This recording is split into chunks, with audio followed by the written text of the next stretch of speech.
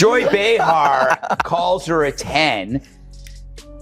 I mean, how dare she objectify a woman with a sexist rating system, but it's such a typical thing from a 1.5. Well said. The motives stink worse than Joy Behar's jog bra.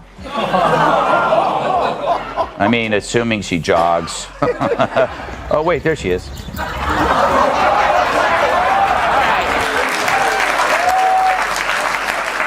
She has a point. Maybe I am obsessed, but some people are obsessed with Bigfoot, and they don't get to see him on TV every afternoon. And if they did, could they tell the two apart? I don't know. Gutfeld and Tyrus didn't need to scream or argue to make their point. They used calm, sharp humor to take apart Joy Behar's act, and it landed harder than any loud rant ever could. Joy had called herself a 10, and the jokes came fast. Gutfeld called her out with a smirk, not a shout. Tyrus added short, brutal one-liners that hit like punches. It wasn't just jokes, it was a slow, smart breakdown of everything. It's not even that. And The View, you don't need to find Trumpers. You need to fire your race baiters. Yeah. You need to fire the two races. You've had people. You had a McCain on there. You've had people on there before, and you ran them off. Mm-hmm. So the racist ones who want to stick to this, Whoopi and Sonny, and the, was it Bette Midler? What's her name? Yeah, broke-ass Bette Midler. Fire them and bring people in. Maybe you could get McCain to come back. She was a Republican, but every show and every break, she was nearly in tears because she was being attacked. Joy pretends to be. They didn't attack her for the sake of it. They exposed how her whole routine, her outrage, her opinions, even her fake self-importance doesn't hold up when someone actually pushes back. Joy's spent years in her own bubble, protected on The View, never seriously challenged. But this time, she got hit without even being in the room. Tyrus pointed out how The View treats conservatives bringing them on, only to bully them off. He called out the show's double standards, especially when it comes to race and politics. Gutfeld followed it up with satire, so well-timed it didn't need to shout. He didn't say her name, but everyone knew exactly who he meant. The smug host in her cushy seat, pretending to speak for regular people while living like she's never stepped outside a luxury bubble. Then came the moment about Elon Musk. Joy accused him of something serious, then backtracked and tried to avoid legal trouble. Gutfeld didn't even bother pretending it was serious. He made it a joke about someone desperately trying to sound smart and failing. The whole segment wasn't a loud fight. It was quiet, smart comedy used as a weapon. Tyrus delivered his lines with a cold, straight face, like he didn't need to say much to make the point. Gutfeld used sarcasm like a scalpel. Together, they didn't just roast Joy. They pulled back the curtain on her entire image built on claps, not credibility. By the end, Joy wasn't laughing. She wasn't even in the room, and she still took the hit. Her name trended online not because of what she said, but because two people... Joy Behar accused Elon Musk of being pro-apartheid, but then begged him afterwards not to sue. Musk lawyers have yet to comment because they're still checking to see if it's legal to sue a cow.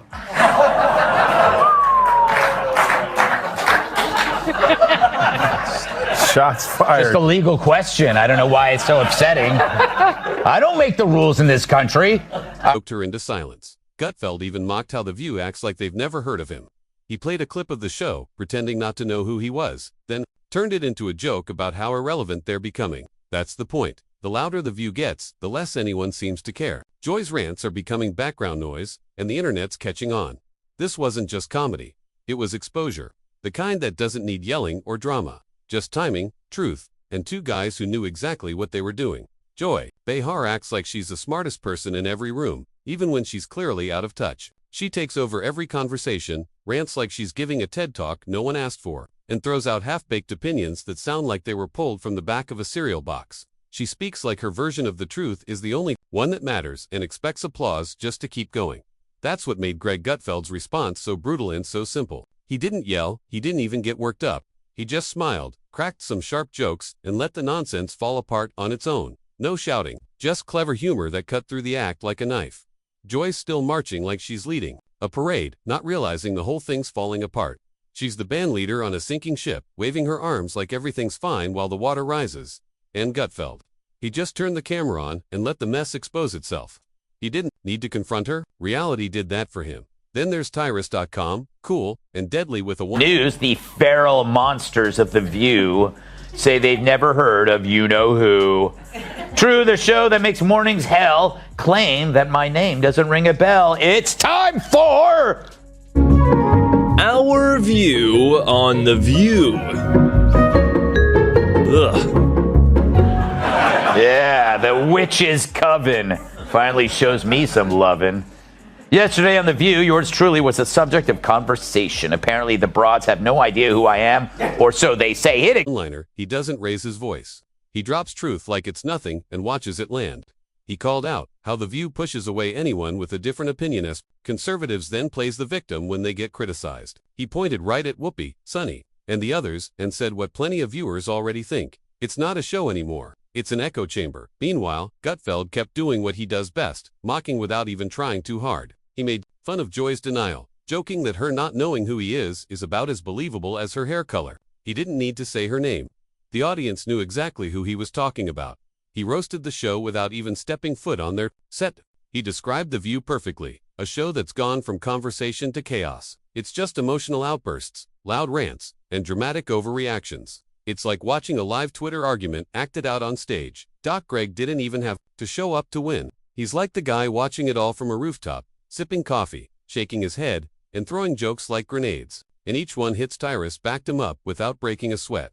One sentence from him hits harder than 5 minutes of Joy, shouting, where she needs music, claps, and backup singers. He just speaks, and it lands. No filler, no fluff, just facts. And here's the kicker. Joy's act is tired. It's old. She's trying to stay relevant by forcing drama where there's none and acting like she's still the voice of reason. But that time's past. Now she looks more like a parody of herself. Tyrus nailed it. How do you claim to not know someone, but instantly hate them? That's fake. That's the kind of response a kid gives. Gutfeld talks about you all the time. Who is he? Well, really, who is he? I don't watch the show. He has a show. I don't watch the never show. heard of him. Yeah.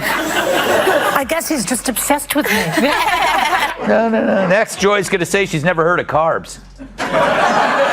Seriously, her denial of knowing me is as believable as her red hair. But obsession? I mean, come on, Joy. Where would you even get that idea?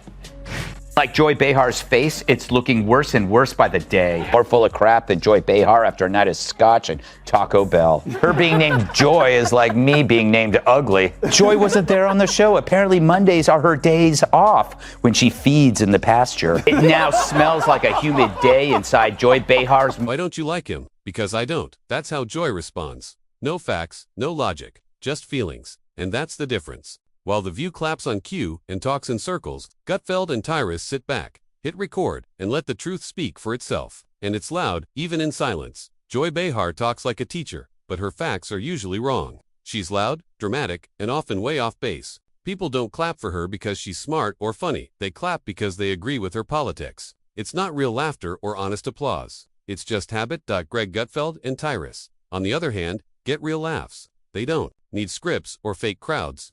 Their jokes are sharp, real, and often point out the obvious nonsense no one else says out loud. Joy needs a teleprompter. Greg just needs one good line and a camera. Joy's been soaking in applause for so long. She thinks it means she's always right. But Gutfeld didn't argue with her. He didn't even need to be in the same room.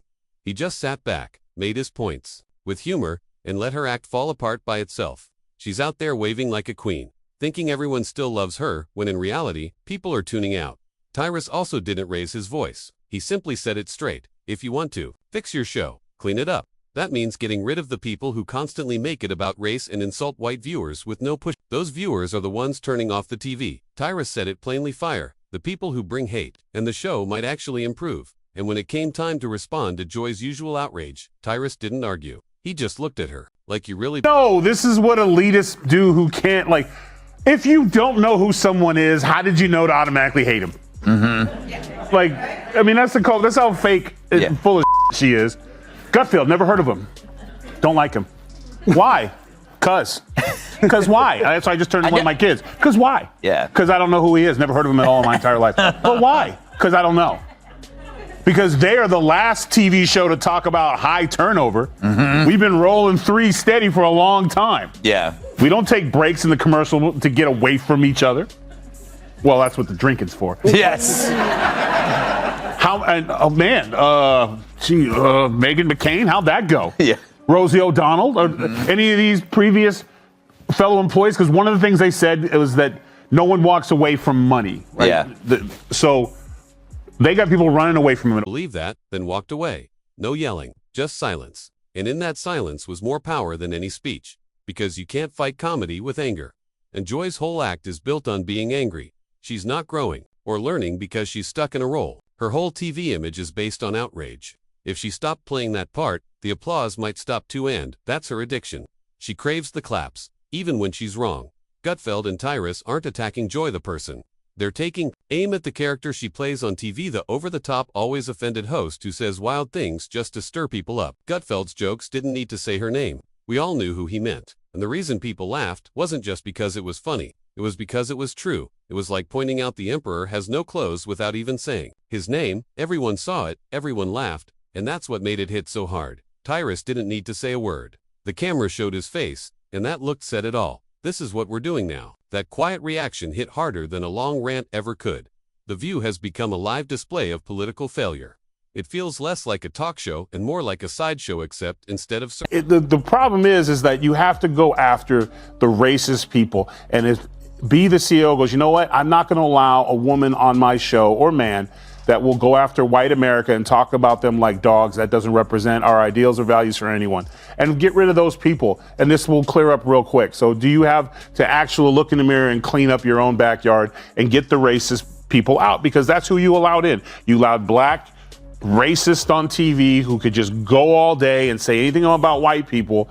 And I guess lo and behold, they forgot that there's a lot of people at home, white people at home during the day that are not watching your show anymore. So just clean it up. Yeah, you know, Emma. Except instead of circus acts, it's all drama, twisted facts, and over-the-top opinions. It's no longer about smart conversation. It's just outrage dressed up with coffee mugs. And the biggest issue, they've lied for so long, they can't backtrack now. It would hurt too much to admit they weren't honest. They could just say, yeah, we hated Trump so much, we were willing to lie for Biden. That'd still be dishonest, but at least it would be real. Instead, they keep dragging that same tired act forward, hoping no one notices how fake it all feels. Joy's scripted rants finally got exposed. Not by a debate, not by yelling, just by two guys, Gutfeld and Tyrus, telling the truth with humor. No scripts, no staged claps, just jokes and common sense. Joy talks like she's delivering some grand speech about the Constitution. Gutfeld shows up like he's at a party where someone brought up politics and he's got jokes. People are tired of being talked down to. Joy treats disagreement like it's dangerous. Gutfeld laughs with people. And this wasn't just about her, it was about the whole show. The way it's become more performance than substance. You don't even need to say her name. The point was clear. The audience isn't clapping with her anymore, they're laughing. At her, viewers are switching channels. They don't want scolding, they want real talk and real humor. And Gutfeld and Tyrus deliver that, with way less effort. They don't yell, they don't spiral. They just show how ridiculous it all is, by staying cool, being sharp, and letting Joy's act fall apart on its own. In the end, Joy Behar didn't need to be roasted face to face. Her own words did it for her. And the real message, you can't fake truth forever. People see through it. And once they do, they don't come back. About the View, it's become like a medical hospital that displays human misfailure. Like it's like here, let's look at this political oddity. You know, it's like it really is like the left-wing equivalent of a carnival sideshow, except instead of bearded ladies and fat clowns and two-headed cows. Well, let me rephrase that.